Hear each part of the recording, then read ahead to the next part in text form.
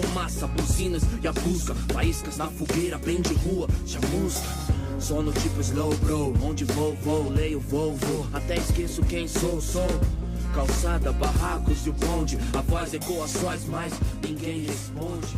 Miséria, soa como... Bom dia, boa tarde, boa noite, turma 4. Aqui quem fala é o grupo 6 da série de seminários de estudos sobre a contemporaneidade. Vamos estar tratando de temas aqui nesse vídeo como consumo, cultura de massa e tribos urbanas. A gente vai estar tentando apresentar isso de maneira mais direta e objetiva possível, de maneira descontraída, não tão formal, para que vocês entendam facilmente. Eu vou apresentar aqui os membros da equipe: Matheus Andrade, Jairo Oliveira, Matheus Augusto, Felipe Nunes, Lucas Marques, Carlos Henrique e Denis Adonis. Então, relaxa, senta, pega uma Coca-Cola, Dolly, Fanta, seja lá o que você beba, uma pipoca, que a gente já vai começar. Eu gosto de fazer compras. Será que tem alguma coisa de errado nisso? Porque as lojas existem para você aproveitar. A experiência é prazerosa. Bom, mais do que prazerosa. É linda. O toque da seda em volta de um manequim. O cheiro de sapato italiano de couro. Sapatos italianos de couro são os melhores. A emoção quando você passa o seu cartão e ele é aprovado e tudo agora é seu. Tudo bem, Rebeca. Obrigada por ser O prazer que você sente quando compra alguma coisa é só você e as compras. Você e as compras. Você só precisa entregar um cartãozinho. Joyce, controle-se. Não é a melhor sensação do mundo? Não dá vontade de gritar no alto de uma montanha? Com toda certeza. Você se sente tão... Ela tem razão. Confiante e tão viva.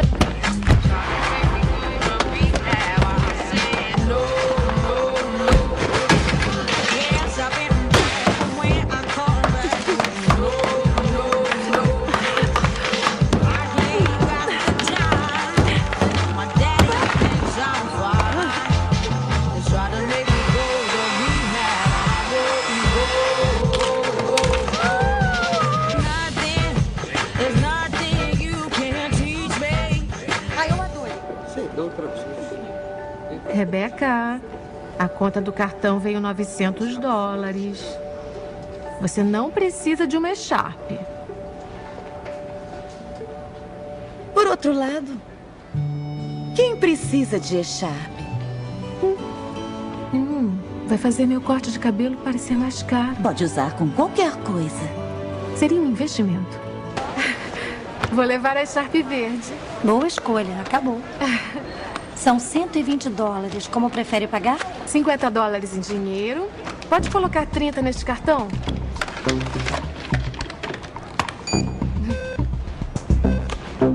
$10 neste. 20 neste. É tão bonito. Recusado. É? Dá pra tentar de novo? Recusado mesmo. Olha só, então dá pra você reservar? Não fazemos reserva. Ai, meu Deus do céu. Meu Deus. Cada situação eu vou perguntar. Eu preciso disso? Oi, gente! Tem outra entrada por aqui!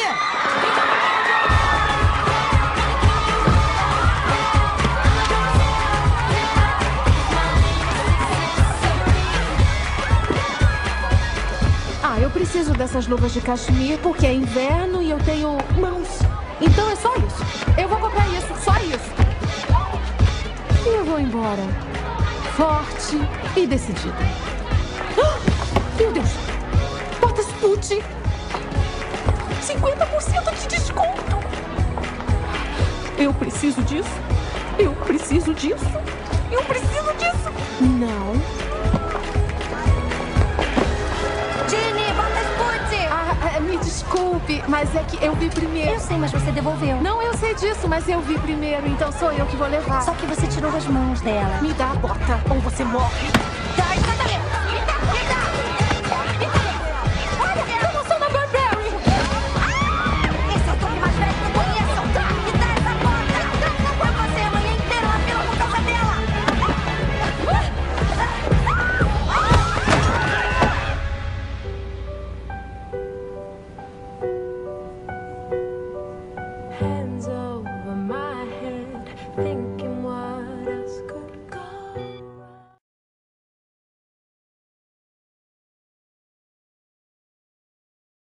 Consumo e consumismo são dois termos bem semelhantes, mas relacionados a duas formas diferentes de consumir.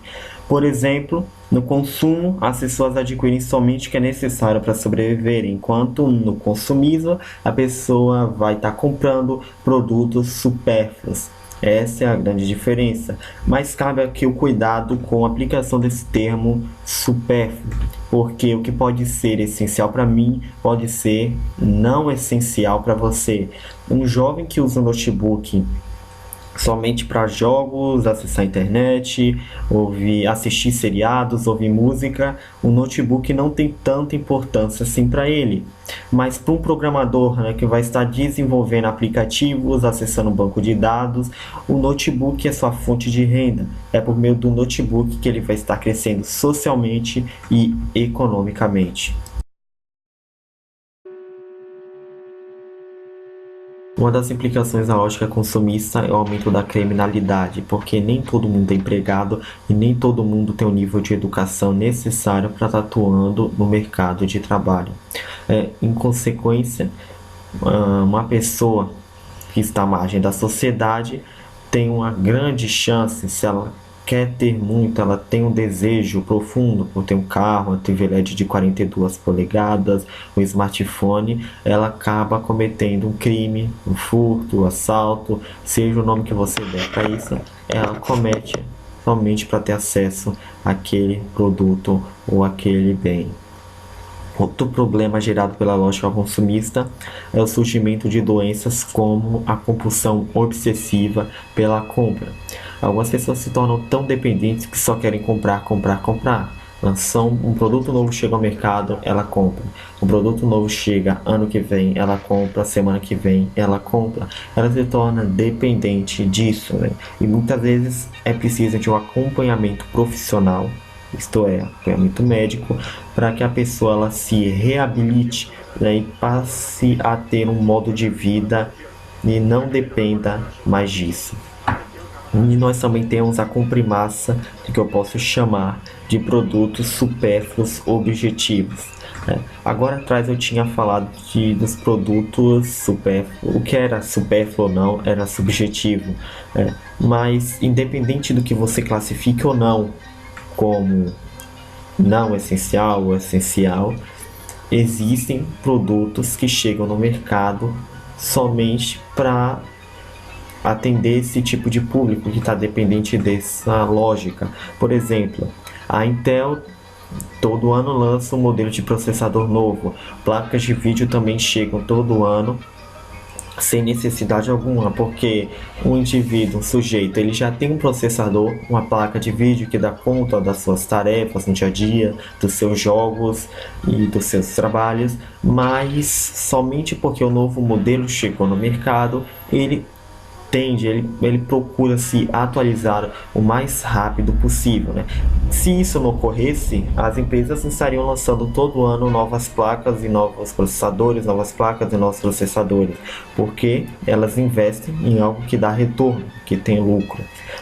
Então, o aumento da criminalidade, surgimento de doenças e a compra em massa de produtos inúteis são o que eu posso dizer implicações gerais dessa lógica consumista.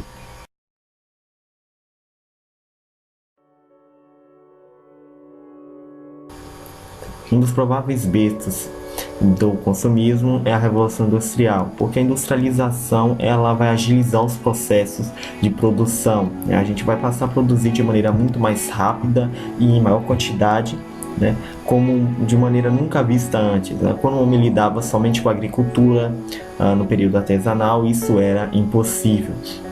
Então a gente vai ter as sementes do consumismo sendo lançadas, né, porque a gente vai ver o surgimento das chamadas indústrias alternativas. Alternativas porque você sai do padrão, só vou produzir o que é essencial para que eu sobreviva. Não, você tem o surgimento de cosméticos, produtos de luxo. Antes eram restritos somente a uma pequena parcela da população, né? Aqueles que tinham condição de pagar. Mas isso muda, porque uma empresa, um empreendedor, ele quer dinheiro, ele quer retorno e ele tem que expandir os lucros dele. né? Expandir então o público-alvo dele. O que ele faz? Ele lança um produto que pode ser conveniente à classe alta da sociedade, à classe média e à classe baixa. Por exemplo, hoje na atualidade, smartphones. A gente tem smartphones caros, smartphones baratos e smartphones de preço médio, né? Ou seja, a gente tem um produto em comum, mas que atende a diferentes públicos. É só você ter ideia. E o consumismo, ele traz alguns pontos negativos e pontos positivos. Por exemplo, ponto positivo: a gente vai poder se entreter com vários outros elementos, a gente vai ter lazer com diversos tipos de serviço, de produtos. Isso melhora bastante. A gente vai ter a cultura de massa, ela vai acompanhar o consumismo, né? Se ela não surgiu, né, do consumismo, porque ela está bem atrelada a ele. E uma consequência negativa seria a degradação ambiental, porque desde aquele período a humanidade não parou para refletir sobre as consequências no espaço em que vivia, né? A gente está precisando de mais recursos naturais. Isso vai trazer algum problema? Não houve nenhum tipo de questionamento do tipo, não teve nenhum tipo de debate em massa sobre as consequências desse novo modo de consumo. Somente no século XX e XXI é que a gente vai ver grandes fóruns internacionais, conferências voltadas para essa questão, vai colocar o meio ambiente em debate, né? A gente precisa de desenvolvimento sustentável, a gente precisa mudar nossos modos, a maneira como a gente está extraindo as coisas da natureza. Não, a gente precisa parar com isso, porque vai dar merda, então vamos mudar nosso posicionamento. Isso é interessante. A humanidade, ela de certa forma, o consumismo une ela nessas questões e separa em outras, né?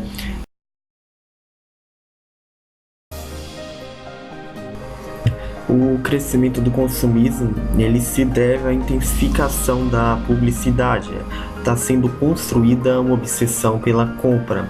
Se você tem um determinado produto, você tem um determinado status social. Se você tem um determinado produto, você pertence a um determinado grupo, está em um patamar superior ou inferior, né?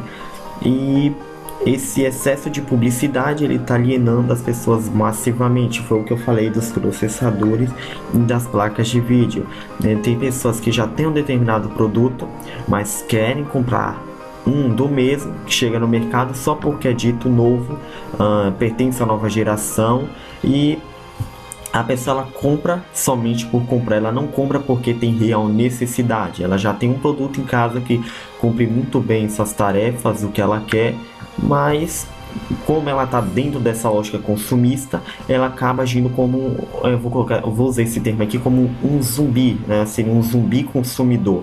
Ela vai comprar sem um mínimo de consciência ou reflexão sobre aquilo.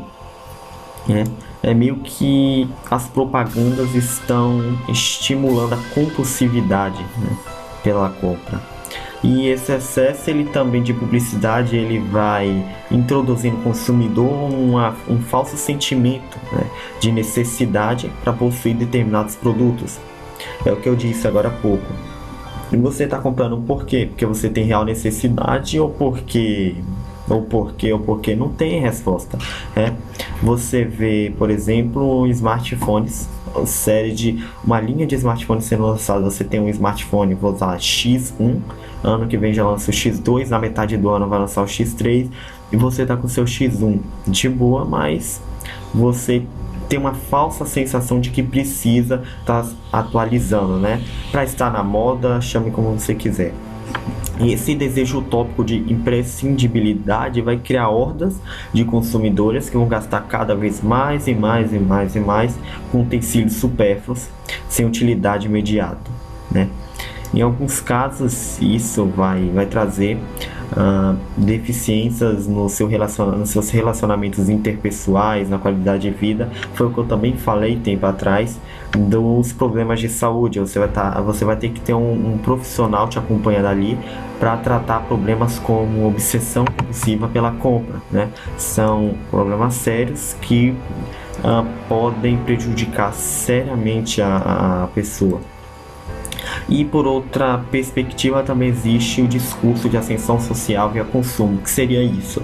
Se você tem uma casa, você ocupa um patamar, né, na sociedade. Se você tem um carro, você já sobe mais um degrau da escada. Se você tem geladeira, fogão, cama, você já sobe outros degraus, né? Você tem uma TV LED de 100 polegadas, você é o rei da sua cidade. É basicamente isso, né? Você cresce, você é reconhecido na sociedade pelo que você tem. Historicamente, o poder de compra ele sempre esteve na mão de poucas pessoas, né? Mas isso mudou. Nós, como eu também expliquei atrás, você tem um celular para o público de baixa renda, para o público de média renda e para o público que dispõe de um bom dinheiro. Não, mas qual o problema nisso, né? Se todo mundo tem acesso? Porque aí surgem os padrões. No fundo, todo mundo tem um objeto em comum, o que é o celular. Você vai ter o celular, estou usando como exemplo aqui. Você tem um celular para o público que não tem tanto dinheiro, para o público que tem um dinheiro razoável, para o público que tem muito dinheiro. No fim das contas, o celular está ali, ele é o padrão, né, que é apresentado pela mídia. Então, as classes mais altas vão saciar seus desejos, né, vão correr atrás do celular. A classe média ela vai também influenciada pela mídia querer comprar e também no desejo de estar de acordo com a classe alta. E a classe baixa, para não ficar de fora, para ser aceita, vai seguir a mesma moda. Então a gente tem eu usaria esse termo numa tautologia, né? Você está em um ciclo vicioso, algo que só gira em um ciclo sem fim, né? E sempre vai ter uma nova valorização social. As pessoas continuam seguindo isso cegamente, né? As pessoas vão continuar fazendo de tudo para atingir esse atual padrão de sucesso, né? Tá chegando. Chegou no videogame, você vai estar comprando para ser aceito. É basicamente isso que o consumismo tem feito com as pessoas, né? Tem criado zumbis.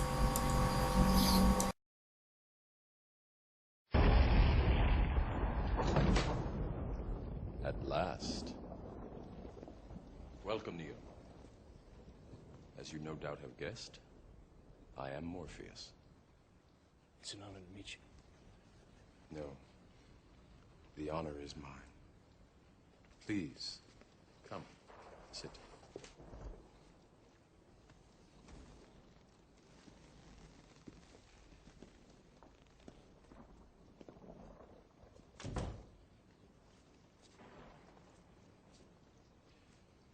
I imagine that right now you're feeling a bit like Alice. Tumbling down the rabbit hole? You could say that. I can see it in your eyes. You have the look of a man who accepts what he sees because he is expecting to wake up. Ironically, this is not far from the truth. Do you believe in fate, Neo? No, Why not? because I don't like the idea that I'm not in control of my life. I know exactly what you mean.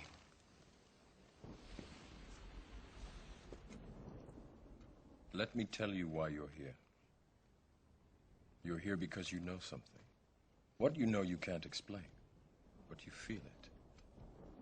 You felt it your entire life, that there's something wrong with the world. You don't know what it is, but it's there, like a splinter in your mind, driving you mad. It is this feeling that has brought you to me. Do you know what I'm talking about? The Matrix. Do you want to know what it is? The Matrix is everywhere. It is all around us. Even now, in this very room. You can see it when you look out your window or when you turn on your television.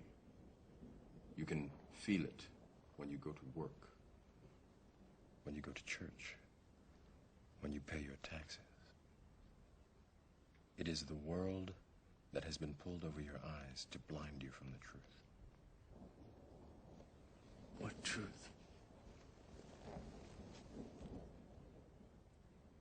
that you are a slave, Neo. Like everyone else, you were born into bondage, born into a prison that you cannot smell or taste or touch. A prison for your mind.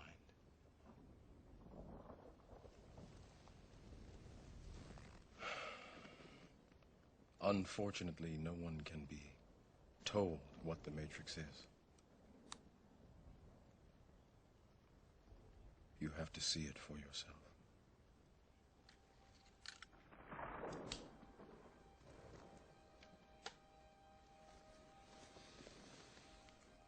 This is your last chance. After this, there is no turning back. You take the blue pill, the story ends. You wake up in your bed and believe whatever you want to believe. You take the red pill, you stay in Wonderland, and I show you how deep the rabbit hole goes.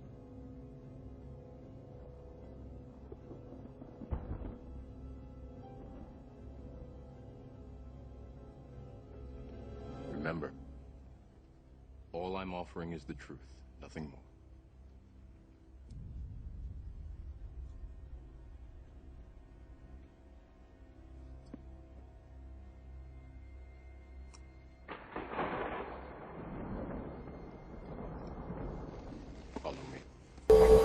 Um dos passos iniciais para sair da lógica consumista é se perguntar sobre a utilidade daquele produto-alvo. Se você está comprando porque você tem necessidade ou se você está comprando por influência da mídia ou de qualquer outra pessoa. Você não deve se iludir com o que está comprando, acreditando que vai obter felicidade, mas também pode ser um dano. Você vai ser feliz com aquilo. Sei lá, tô comprando esse carro, eu vou ser feliz, não tô nem aí pra essa loja consumista, se eu tô nela ou não, o importante é que eu viva de boa. Ok, mas vamos supor que você já tem um carro, e aquele carro já lhe faz feliz. Então, você tá gastando dinheiro para ter uma felicidade do mesmo nível, uma felicidade superior. Porque, na maioria das vezes, é uma felicidade que não muda. Ou tá no mesmo patamar, ou não vai te acrescentar em nada, E verificar se isso está dentro do seu orçamento, se você está fazendo a dívida, se isso vai prejudicar o seu plano econômico para um ano. Você sempre tem que tomar cuidado com isso. Quem tem obsessão compulsiva pela compra geralmente encontra sérios problemas nisso aqui, porque não tem um planejamento, Gasta, apenas para elevar seu status social, E uma das técnicas mais eficazes para você estar monitorando suas ações é fazer uma lista de compras, somente comprar o que é necessário, marcar ali o que você acha que comprou, que foi além do planejado, o que você acha que sai um pouco das suas regras, Você sempre tem que estar de olho nisso. Mas quando o consumidor está em um nível total de dependência emocional das compras, além do planejamento prévio, você vai ter que procurar um atendimento profissional, como eu falei, e tem que estar vendo se isso atrapalha, atrapalhando seus relacionamentos interpessoais, a sua qualidade de vida, porque muitas vezes isso sai do pessoal e vai para um nível que envolve outras pessoas. Então aí é que é preciso ter cuidado, Então a dica final, o que eu diria que é a dica-chave, é o que ninguém pode correr, eu sei que é chato, é o criticismo, a fazer uso da razão, criticar suas atitudes, se colocar de frente ao espelho e mudar sua postura. Eu sei que isso é difícil, mas é a maneira mais eficaz de combater o seu vício pelas compras, Ou pelo menos tentar sair dessa lógica consumista.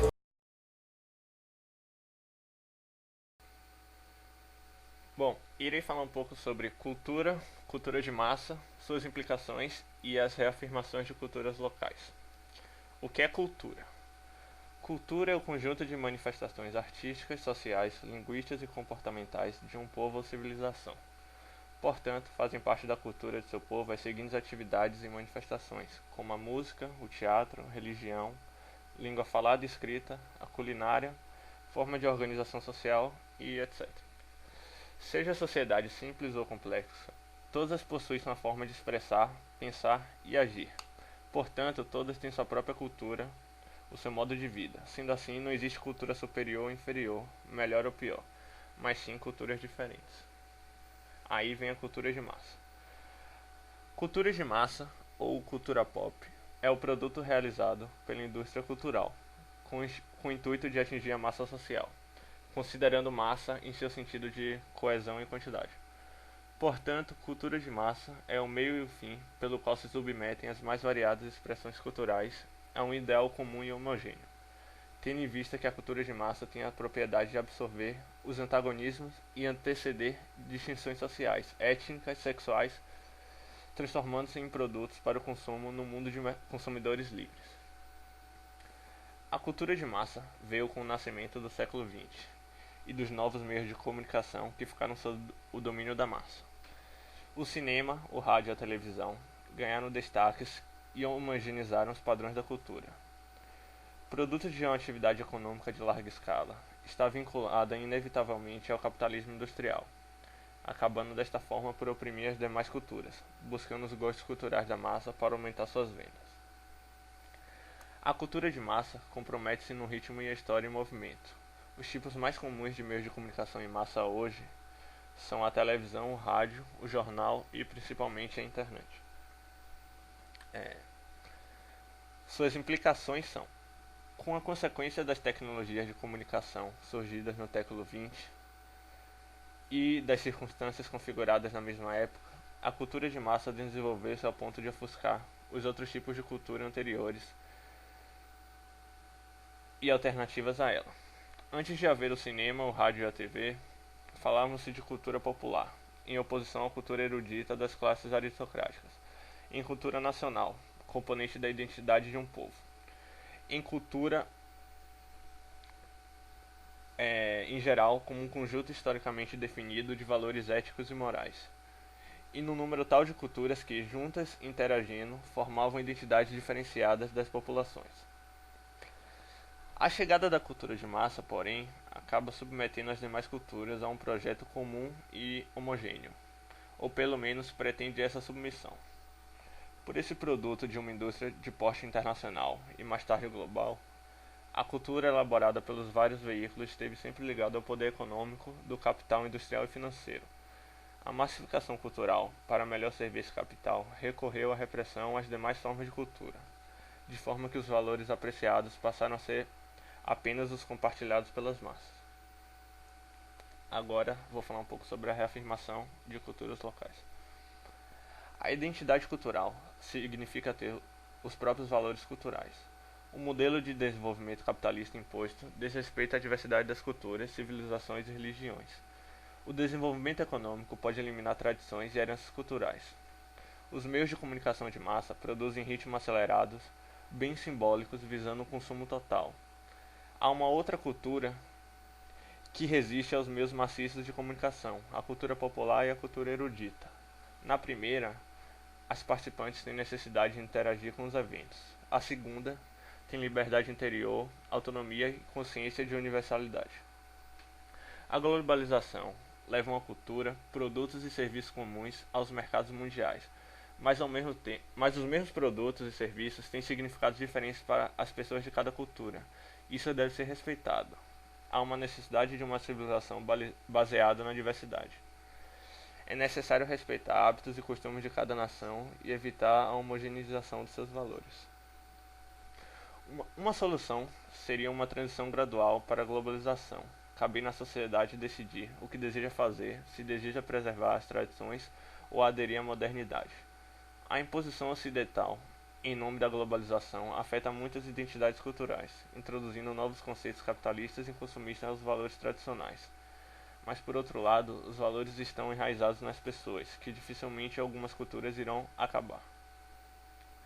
Já que não vai ser possível reverter a globalização, a alternativa é torná-la menos ocidentalizada, respeitando as diversidades, as liberdades de escolha de cada um, para que o processo de globalização seja suave e gradual, tornando menos destrutivo e possível para as tradições culturais.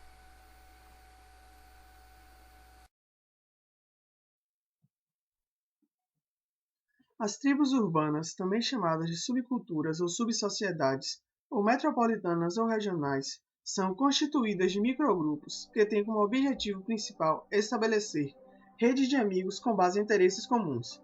Essas agregações apresentam uma conformidade de pensamentos, hábitos e maneiras de se vestir.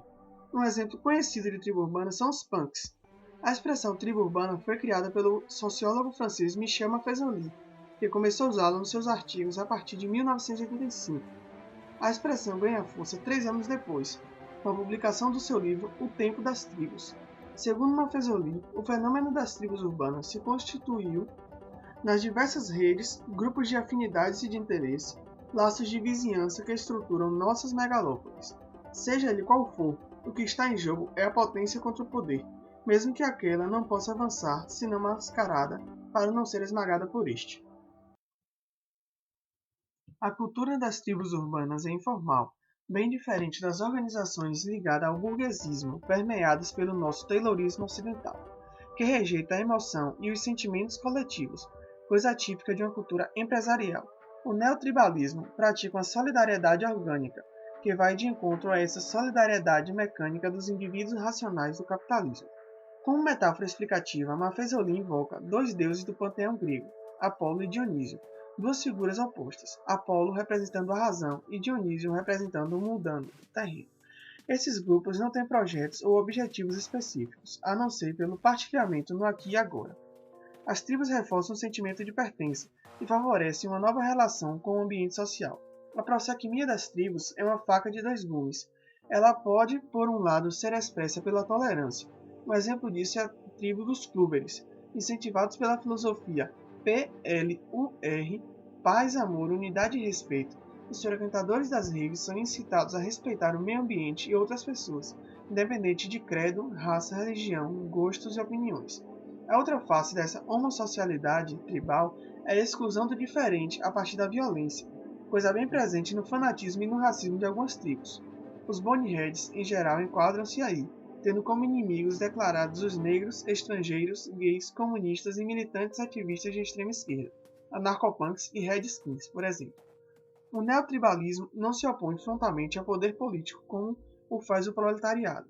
Isso não quer dizer, no entanto, que as tribos urbanas sejam passivas, ou que não prestem atenção no jogo político. O que as tribos fazem é evitar as formas institucionalizadas de protesto, comícios, greves e piquetes, das quais o proletariado se vale. A resistência das tribos é mais subterrânea, valendo-se, por exemplo, da música, para afirmar sua não adesão à asepsia social dos mantedores da ordem. Essa desqualificação praticada pelas tribos com o tempo corrói progressivamente a legitimidade do poder estabelecido. Maffezoli destaca algo paradoxal nas tribos urbanas. Elas são instáveis e abertas, podendo uma pessoa que participa delas evoluir de uma tribo para outra. Por exemplo, essas tribos alimentam um sentimento de exclusividade e um conformismo estrito entre seus participantes.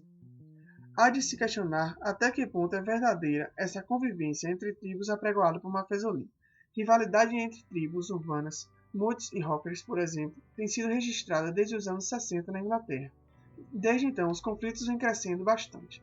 Em um artigo escrito para Rolling Stone americana, em dezembro de 1980, Dave Marsh lamentava a falta de união entre punks e headbangers na década de 80.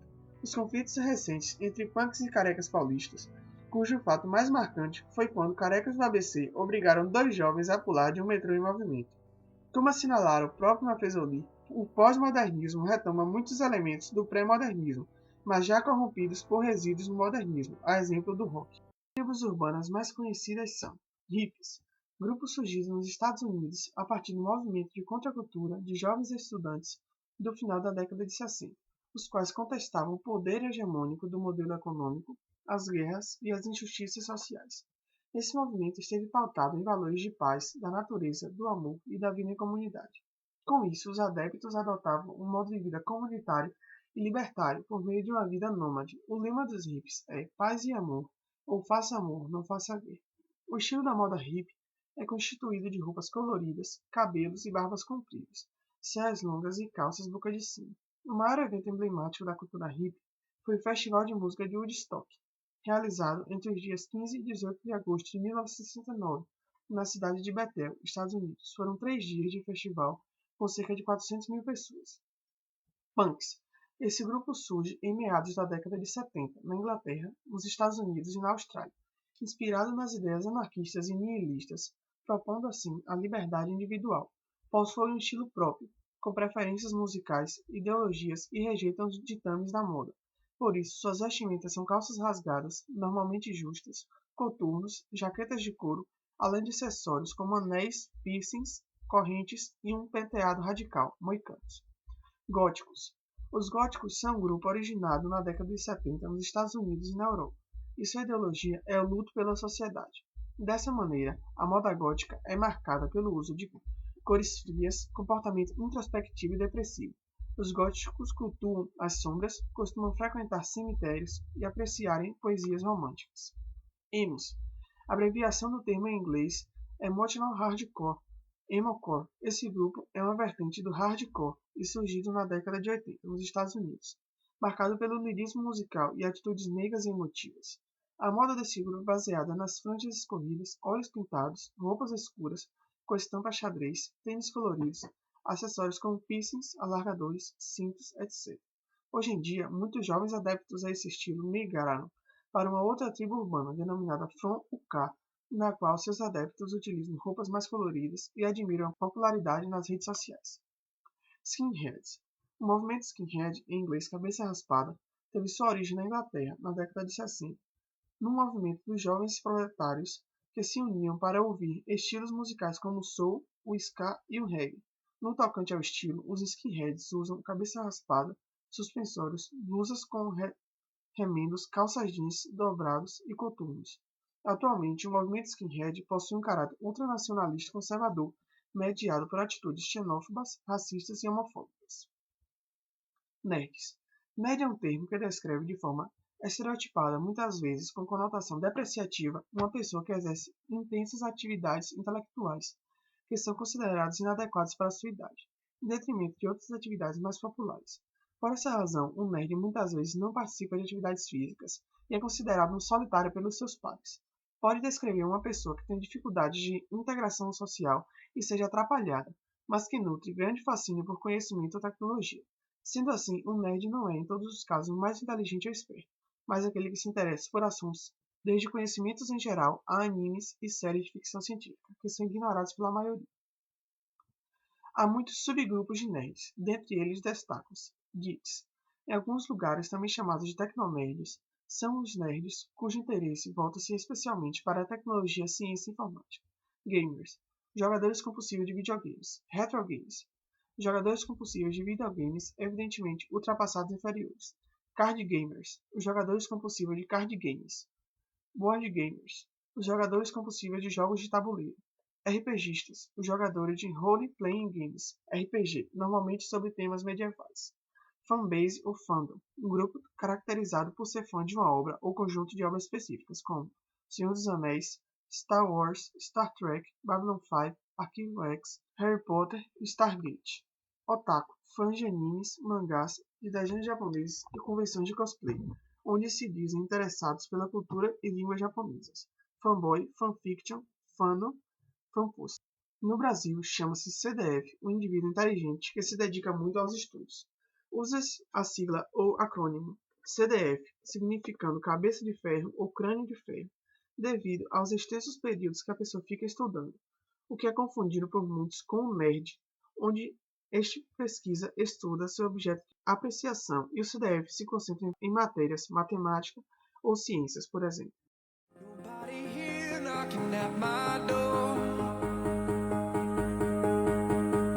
Sound of silence, I can't take anymore. Nobody ringing my telephone now. Oh, how I miss such a beautiful sound.